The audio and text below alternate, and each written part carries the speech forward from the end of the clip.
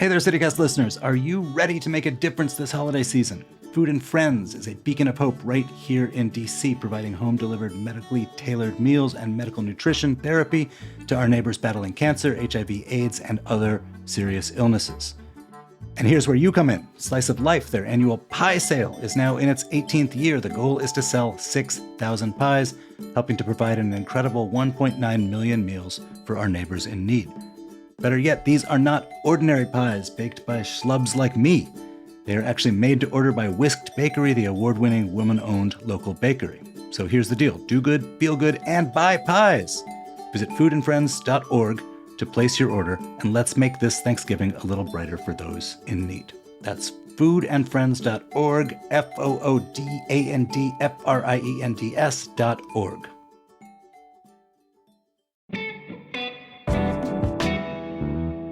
Today on CityCast DC, you might not think of Northern Virginia as a data center hub, but it is. And it's possible it'll expand even more in the coming year, but not if residents have their say. WAMU's Margaret Barthel is here to tell us why it's such a big deal. Oh, and after the interview, lead producer Priyanka Tilve will be joining us for a conversation sponsored by Food and Friends about their Slice of Life pie sale. Stick around for a mouth-watering conversation.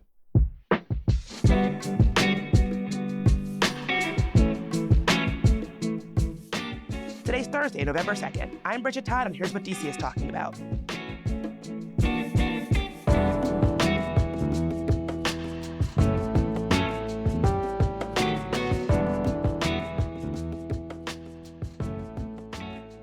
So, Margaret, there's a new proposal to build 30 million square foot data centers in Northern Virginia.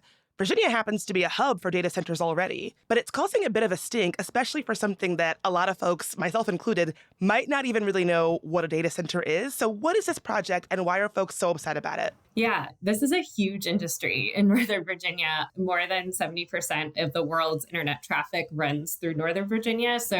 And they run through these big warehouse type buildings called data centers. They have lots of servers and computer equipment in them. It's kind of like the physical infrastructure that stores your cat videos and stuff like that. And these are also big business. They account for a growing piece of revenue for several Northern Virginia jurisdictions, particularly in Loudoun County and Prince William County. And there is a new proposal to build even more of them in Prince William County. It's called the Prince William County Digital Gateway.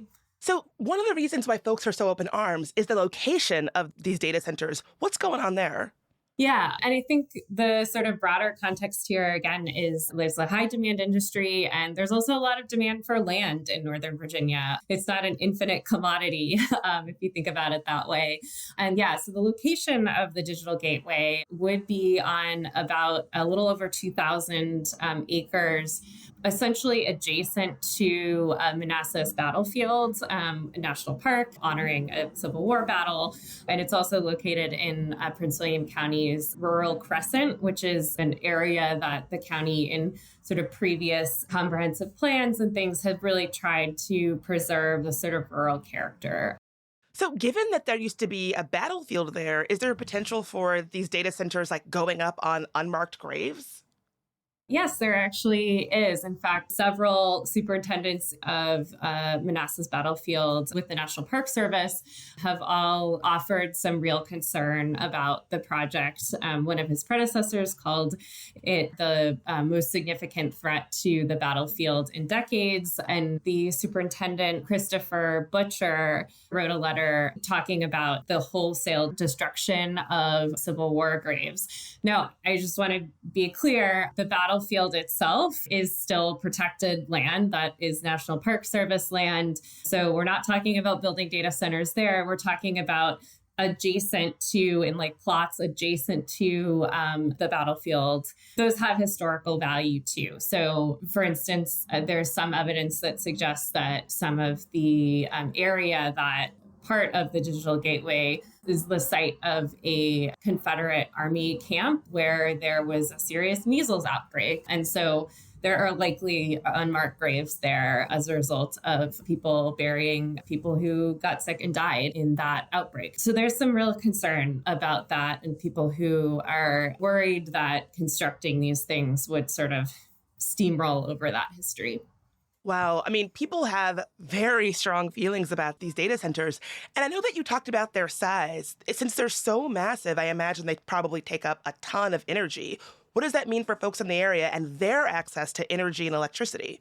Yes, you are absolutely right. They take up a lot of energy. If you think about it, giant warehouse full of computer equipment, it stands to reason that this thing would be consuming a lot of energy. And the industry groups say that data centers could double Virginia's peak energy demand through 2038. So that's huge. I mean, it's kind of hard to overstate how big that is. And there's also some kind of emerging concerns even now that hooking up more data centers to the grid could make the grid a bit unstable. Back in the spring, state authorities had actually considered allowing Loudoun County and some Prince William County data centers to use backup diesel generators that they have on site during times of high peak demand on the grid in the summer when everybody's using their air conditioning. Now, they didn't actually end up doing that. The state ultimately didn't move forward with that. But I think a lot of opponents to data centers kind of point to that, an indication that this is an industry that we sort of need to take a step back here and really examine, what is this doing to energy demand in the region. Demand for data centers is only expected to continue getting bigger and bigger and bigger. We saw a big boost in that demand during the pandemic when everybody was terminally online. And now with things like artificial intelligence, the kind of development of AI, that is expected to take up a lot of real estate in data centers in the future. So nobody that I've talked to has really suggested that demand could be cooling for more of these.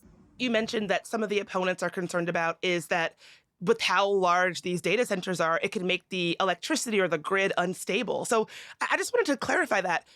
Does that mean if you live in Northern Virginia, your power might go out more or your power might become more unreliable? What does that actually look like? Yeah, so I don't think anyone is sort of automatically going to people in Northern Virginia are not going to have reliable power and electricity. I don't think that is the issue here. It's these times of sort of peak demand, like I was talking about in terms of those summer days when everybody has their AC on and everybody's using a lot of electricity that way. And then you've got the data center demand on top of that. And there is a bit of a question of okay, so where is that electricity going to come from? How are we going to produce it? And that's why there was that question about whether they should allow data centers to use their generators as a backup. What ultimately the sort of actual impact of what happened in the spring when they were considering that is actually that they just didn't hook up some data. It sort of slowed the timeline of new data centers getting hooked up to the grid. And so that was sort of the actual impact of that situation.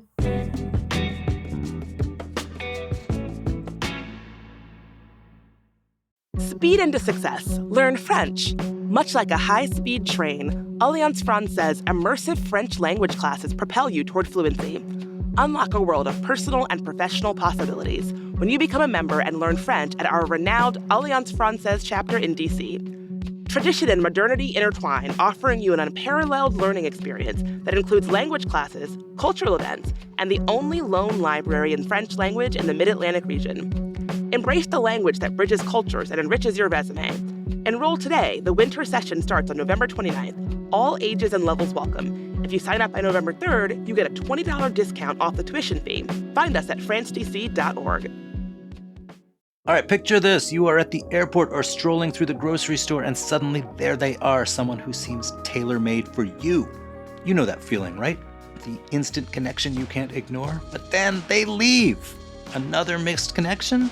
Not with Never Missed, a new dating app that turns those chance encounters into unforgettable beginnings. It's simple. Download the Never Missed app for free right now on the App Store or Google Play. In just moments, you will be ready to transform fleeting glances into lasting connections. Download the Never Missed app and make your story of how you met an unforgettable chapter in your journey. What if we told you that this could be a great time to save on a new home? The Arbor at Tacoma is situated for your most convenient urban lifestyle, and is now offering 2.5% credit to use to buy down your interest rate below market rates or pay a portion of your closing costs on your brand new home. The kitchens feature striking dark navy and white cabinetry with champagne bronze hardware, and throughout the residence, you'll find wood plank flooring and smart home technology. Select homes even feature a private outdoor space. Perfect whether you want to enjoy the vibrant Tacoma, DC community or comfortably retreat into a sleek sanctuary all your own. With a quick walk to the metro, the city is all yours. Or stay close and enjoy the on-site retail. Located at 218 Cedar Street Northwest, the Arbor Tacoma offers brand new 1- and 2-bedroom condos starting in the upper 300,000s. Visit thearborliving.com or contact our sales managers for more information. Our 2.5% credit is only available for a limited time. Again, visit thearborliving.com for details. So you've given me a pretty clear picture of who is against this, some of the residents and the National Park Service. Are there folks who are for these data centers? Absolutely. There are a lot of people who are for them. I think it's important to think about how much money this represents to localities, both in terms of companies investing in creating data centers and like the jobs the construction jobs that creates and so forth. And then also on the revenue side. So how much money do these data centers owe to localities in taxes? So I'll just give you a couple of numbers there. According to some folks at George Mason that I've talked to, the data center companies invested about $125 billion into Virginia as of 2021. So that's big. Amazon alone estimated that it paid about $334 million in taxes to Virginia.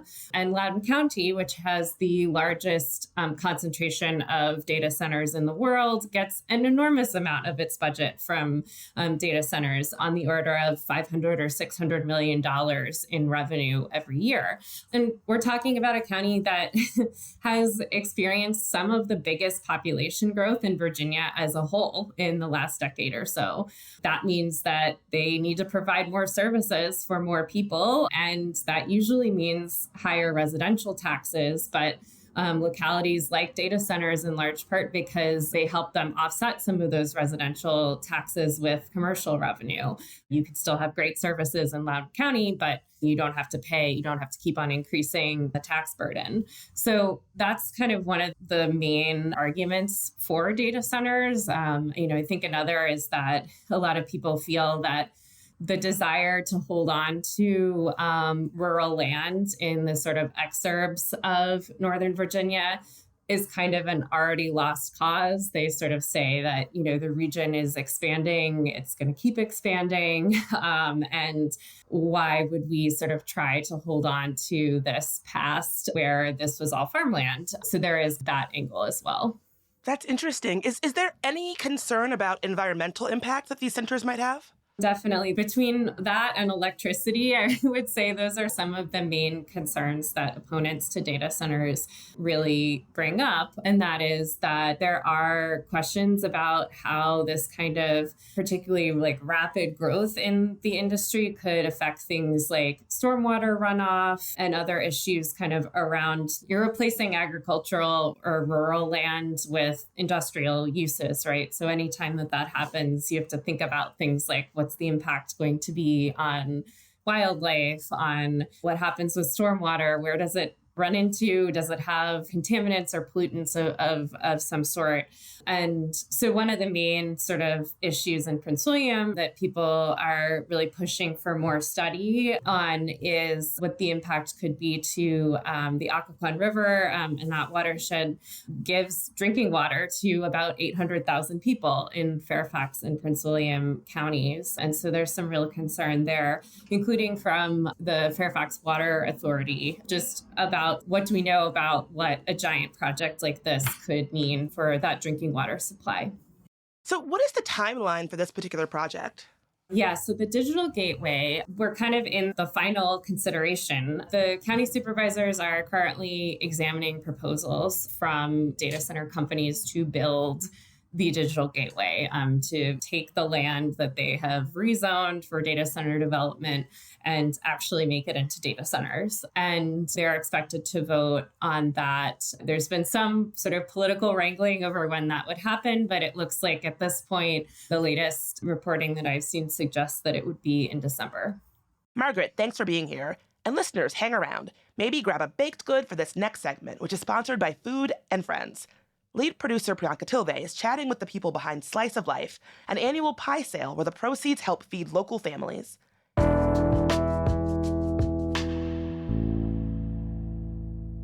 Hey, I'm Priyanka Tilve here with Katrina Mathis, the Food and Friends Director of Volunteer Services, and Jenna Huntsberger, who owns the award-winning bakery Whisked by Jenna. So, Katrina, we're here to talk about Slice of Life, which is the annual pie sale by your organization, Food and Friends. I believe you're trying to sell 6,000 pies by November 15th. Is that right? That is correct. Oh my we gosh. definitely love selling pies. We hope you buy one. I mean, it's pie season. You do not have to convince me.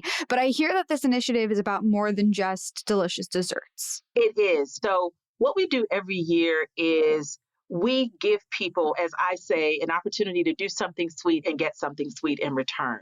We have clients that we serve throughout the DMV who are battling serious illnesses, and we sell these pies so that we can fund our mission, so that we can make things happen. We do everything we do free of charge, and what we do is provide medically tailored meals to our neighbors throughout the DMV who are battling chronic illnesses.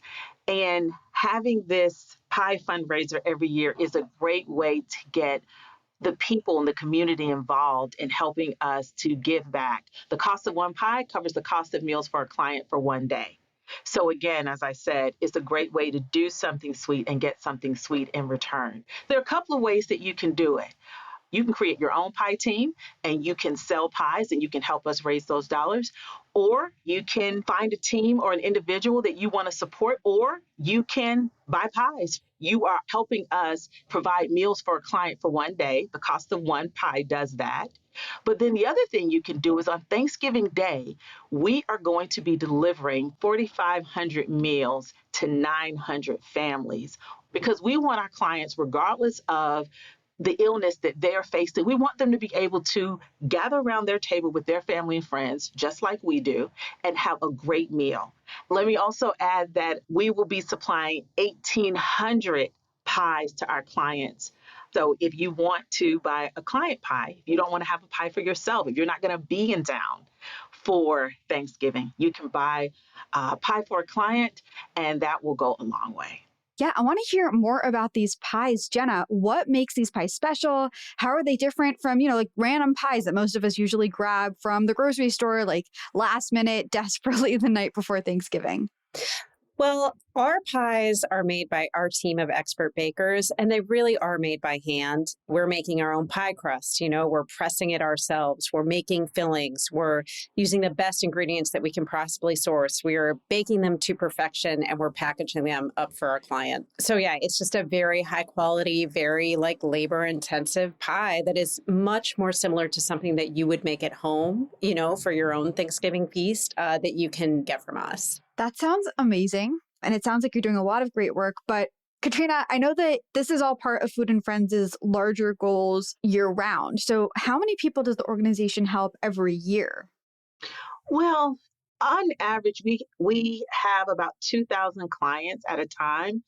And those clients can go up to about 4,000 clients during the year. It really just depends on how long a client is with us. Clients can be on service as little as 3 months, up to 9 months, or even a few years. It really just depends on the client and what their ailment is. And in addition to providing meals for our clients, we also provide meals for up to 4 dependents in a household. There is no income eligibility with us. What our clients have to do is really demonstrate a need through their health and nutrition. And if we believe that food can either improve or manage their ailment, then we can take them on as a client. So for people, I always say, if you're not going to be able to come in and volunteer, buy a pie. But even if you buy a pie, please come in and volunteer because it takes all of us to help ensure that our clients have the food that they need. Yeah. How can people who are listening sign up to be part of Slice of Life, Jenna? So go to sliceoflifedc.org and select your pickup site, and you can buy pies through November 15th. Katrina Mathis and Jenna Huntsberger, thank you so much for being here. Again, check out sliceoflifedc.org to learn more. We'll have that link in our show notes for you as well, so you're just a click away. Thanks for listening. Again, if you want to learn more about the Slice of Life pie sale or Food and Friends in general, make sure to check out our link in the show notes. That's all for today here on CityCast DC. If you enjoyed the show, why not tell your favorite Northern Virginia friend? Rate the show, leave us a review, and subscribe to our morning newsletter. We'll be back tomorrow morning with even more news from around the city. Talk to you then.